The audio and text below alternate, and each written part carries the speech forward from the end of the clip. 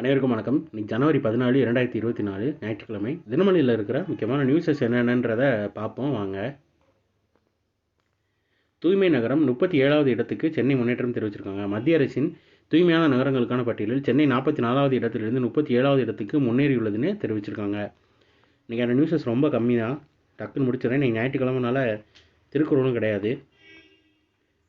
So ரெண்டு important news தான், சீக்கிரம் பார்த்துருவோம். மேற்கு தொடர்ச்சி மலையில் புதிய வண்ணத்து பூச்சி இனம்னு சொல்லியிருக்காங்க. ஸ்ரீவில்லிபுத்தூர் மேகமலை புலிகள் காப்பகம் அமைந்துள்ள மேகமலை கோட்டத்தில் புதிய வகை வண்ணத்து பூச்சி இனம் 33 ஆண்டுகளுக்கு பிறகு கண்டறியப்பட்டுள்ளதுன்னு தெரிவிச்சிருக்காங்க.